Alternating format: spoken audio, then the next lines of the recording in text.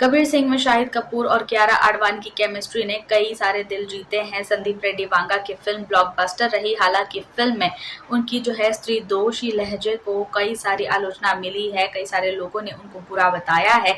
वे सफल तो साबित हुए हैं, लेकिन जो उन्होंने जिस तरीके से एक महिला और पुरुष का रिश्ता बताया है जो कि काफी टॉक्सिक है, एक दूसरे को चाटे मारना या फिर एक दूसरे को गाली गलौज करना, एक दूसरे के साथ बुरा व्यवहार करना, महिलाओं पर हाथ उठाना, उन पर धक्का देना या उनके साथ बदसलूकी करना या फिर जो पुरुष हैं उनके साथ बदतमीजी करना और एक दूसरे को हिट करना, जो जिस तरीके से वे पेश करते हैं और वे इसे सो कॉल्ड ग्रीन फ्लैग कहते हैं कि अगर एक रिश्ते में ये सब चीज़ें ना हो, थोड़ी टॉक्सिसिटी ना हो, थोड़ी मारपीट और गाली गलौच ना हो, तो मैं जो है उस रिश्ते को मजबूत नहीं मानता। अपनत्व की उसमें जो है वो नीड लगती है।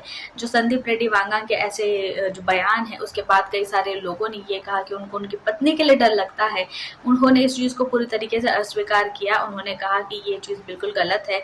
आपको बता दें कि जब कबीर सिंह बनाने जा रहे थे तो उनकी पहली पसंद जो है कियारा आडवाणी नहीं बल्कि मानुषी छिल्लर थी, और जब अभिनेत्री को ये जो फिल्म है वो ऑफर हुई तो उन्होंने इसे बिल्कुल मना कर दिया। एनिमल में रश्मिका मंदाना की भूमिका निभाने की इच्छा के बारे में भी उन्होंने बात कही कि मैं जो है संदीप रेड्डी वांगा को बहुत पसंद करती हूँ, लेकिन जो भूमिका है उन्होंने वास्तव में बताई वो मुझे उतनी दिलचस्प नहीं लगी, लेकिन मुझे रश्मिका का किरदार जो है वो पसंद आया था। पूरी दुनिया एक पुरुष प्रधान मूवी को देखना चाहती है, लेकिन इसमें उनका रोल काफ़ी मजबूत था, लेकिन मैं उसे नहीं कर पाई क्योंकि मुझे कहीं ना कहीं लगा कि वो उस छवि को बहुत अलग तरीके से बताएगा। आलिया भट्ट बॉलीवुड के शीर्ष अभिनेत्रियों में से एक है जिन्होंने Raazi, Gangubai Kathiawadi, student of the year, कई सारी हिट और ब्लॉकबस्टर मूवीज दी है, हाईवे जैसी मूवीज दी है, जो कई सारी ऐसी फिल्मों में है जिनका जो हिस्सा अपने जो समाज है उसमें बहुत बढ़कर नजर आता है। बड़ी फ्लॉप मल्टी स्टारर फिल्म एक थी जिसमें निर्देशन में करने के बाद उनका करियर खत्म सा हो गया। जिस फिल्म की बात कर रहे हैं वह 5 स्टार और सुपर हिट साउंड ट्रैक के बावजूद जो लोगों को प्रभावित करने में असफल रही। निर्माताओं का दावा था कि ये उनकी एक वैश्विक आपदा है क्योंकि इसके लिए जो पीरियड ड्रामा कलंक थी वो चल नहीं पाई। अभिषेक वर्मन की जो ये निर्देशित फिल्म थी कलंक पीरियड ड्रामा थी, रोमांटिक थी। करण जौहर, हीरू यश जौहर और धर्मा प्रोडक्शंस के तहत बनी यह फिल्म काफी ज्यादा एंटरटेनिंग थी, लेकिन इस वजह से फिर भी जो है दर्शकों को ये कनेक्ट नहीं कर पाई। आजादी से पहले ब्रिटिश काल पर आधारित इस फिल्म में माधुरी दीक्षित, सोनाक्षी सिन्हा, आलिया भट्ट, वरुण धवन, आदित्य रॉय कपूर और संजय दत्त जैसे कलाकार शामिल थे।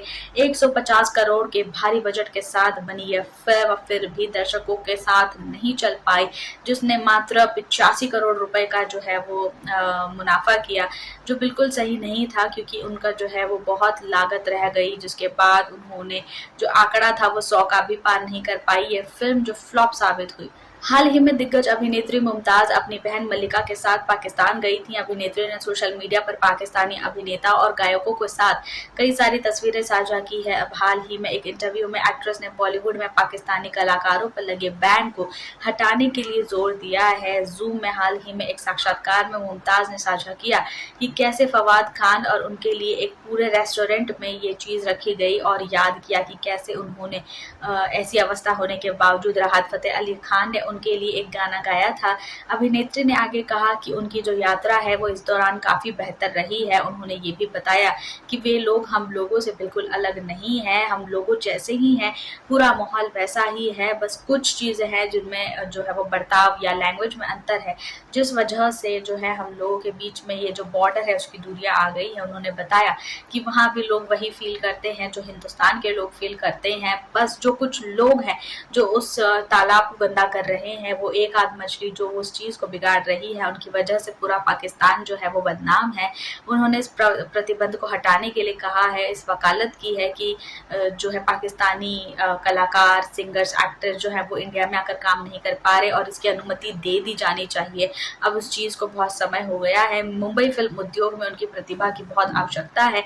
बॉलीवुड में राहत फतेह अली खान को बहुत याद किया जा रहा है और इस चीज के साथ मुमताज ने तब भी सुर्खियां बटोरी जब उन्हें लिव इन रिलेशनशिप के विचार के विरोध मिला। कई सारे लोगों ने उनका विरोध किया, कुछ लोगों ने उनका साथ भी दिया। अनन्या पांडे और आदित्य रॉय कपूर ने अभी तक अपने रिश्ते की पुष्टि नहीं की है, लेकिन उन्होंने कई सार्वजनिक उपस्थितियों में दर्ज कराया है कि उनके बीच जो ये रिश्ता है वो काफी ज्यादा मजबूत है। उन्होंने छुट्टियों का आनंद लेते हुए कई सारी तस्वीरें डाली है। दोनों अक्सर विभिन्न सार्वजनिक मंचों पर एक दूसरे के साथ नजर आ जाते हैं। कई लोगों ने उन्हें साथ देखा है। हाल ही में एक साक्षात्कार में अनन्या ने अपने पिता अभिनेता चंकी पांडे से पूछा था कि अनन्या की इन अफवाहों भरे रिश्तों पर आप क्या सोचते हैं। तब उन्होंने अपनी बेटी के बारे में ये बताया था कि साथ द नाइट मैनेजर अभिनेता ने खुलकर बात की और कोई परेशानी उन्हें नहीं है। उनकी बेटियां बड़ी हैं, समझदार हैं और जो वो चाहे वो कर सकती है। उन्होंने कहा कि मैंने उनकी परवरिश बहुत अच्छी रखी है। मेरा मतलब यही है कि जो तुम्हें ठीक लगे वही आप करो। 25 साल की आपकी उम्र है और मुझसे ज्यादा पैसा कमा रही है, मुझसे ज्यादा पॉपुलैरिटी है और इतनी छोटी उम्र में मेरी बेटी बहुत बेहतर कर रही है, तो मुझे उन्हें टोकने रोकने की क्या हिम्मत। अगर वे अपने लिए बेहतर सोच सकती हैं तो उनका खुद का दिमाग है, वे सोचती हैं, उनकी खुद की राय है, पर्सनैलिटी है और मेरा बीच में टांग अड़ाने की कोई भावना नहीं है। इस बात पर उन्होंने ये जो बयान दिया है, देखना ये होगा कि क्या अनन्या का इस पर कोई रिएक्शन आता है। जानने के लिए बने रहिए। भूमि पेडनेकर और ऑस्कर विजेता अभिनेता मिशेल योह ने संयुक्त राष्ट्र विकास कार्यक्रम द्वारा द वेटर किड्स के लिए बात की है। द वेदर किड्स जो है वो शामिल हो गए हैं और जलवायु परिवर्तन के बारे में जागरूकता बढ़ाने के लिए दुनिया भर के सार्थक जलवायु कार्यक्रम के लिए प्रेरित करते हैं और उन्होंने वैश्विक लेवल पर अभियान शुरू किया है। वेदर किड्स हमारे जीवन पर जलवायु परिवर्तन के प्रभाव पर ध्यान केंद्रित करता है और साल बीतने के बाद ये बात बताता है कि कैसे बदतर होता जा रहा है। वैश्विक अभियान हमें बच्चों द्वारा सुनाए गए वर्ष 2050 के मौसम के जो है वो पुनरानुमान के लिए बात बताता है। इस अभियान के लिए बच्चों द्वारा वयस्कों और फिर कई सारे विश्व नेताओं को जागरूक करने की बात कराई गई है, जिसमें जलवायु कार्यक्रम के लिए कितनी आवश्यकता है और विभिन्न प्लान्स क्या हो सकते हैं, इस बारे में बात की गई है। अभिनेत्री ने आगे बताया कि कैसे जलवायु परिवर्तन और दुनिया भर में प्रभाव से वे परेशान हैं, कैसे इसकी जागरूकता बढ़ाने के लिए लोगों की मदद चाहिए, कैसे जो लोग हैं जो बहुत बड़े सेलिब्रिटी लेवल पर हैं उनकी जो बात और राय रखना बहुत आवश्यक है। आप भी नजर डालिए इस साक्षात्कार पर। चाहे ऑफ स्क्रीन उपस्थिति हो या ऑन स्क्रीन उपस्थिति, सुपरस्टार रणवीर सिंह ने हमेशा ही लोगों को अपना तरफ ध्यान खींचा है, उनके दर्शकों को लुभाया है। हाल ही में उद्योग में व्यस्त खतरे का नवीनतम शिकार बन गए। अभिनेता ने नकली एआई से जो डीप फेक वीडियो है वो उनकी पत्नी दीपिका पादुकोण का जो शेयर किया गया उससे वे कथित तौर पर काफी परेशान हो गए। जबकि अभिनेता ने जो है हालिया वाराणसी यात्रा के एक वीडियो में वास्तविक प्रतीत होते वीडियो को देखा जो कि एआई से जनरेटेड है। सोशल मीडिया पर दर्शकों को संबोधित किया, चेतावनी देते हुए कि डीप फेक जो है वो वायरल हो रहा है। दीपिका का जो डीप फेक वीडियो है वो वायरल हो रहा है। वीडियो के निर्माण और प्रसार से उन्होंने लोगों को रोका है और कहा है कि इस पर पूछे जाने पर कि पुलिस शिकायत वे जरूर दर्ज कराएंगे, पुष्टि कराएंगे कि यह साइबर अपराध कैसे हो रहा है और इसके पीछे कौन है और इसके पीछे वो बयान भी जारी करवाना चाहते हैं। प्रवक्ता ने कहा कि पुलिस में शिकायत दर्ज करानी जरूर जरूरी है, क्योंकि इसके खिलाफ अगर एफआईआर नहीं दर्ज कराए तो ऐसा समय आ जाएगा कि बड़े बड़ी कंपनी विज्ञापन के लिए जो अदाकाराओं को पैसे देते हैं वो एक डीप फेक वीडियो बनवा कर उनके चेहरे का इस्तेमाल कर सकते हैं, जिसके बाद जो ये इंडस्ट्री है वो पूरी तरीके से खोखली हो जाएगी। आप भी नजर डालिए साक्षात्कार पर, कमेंट करके बताएं कि ये वीडियो आपको कैसा लगा।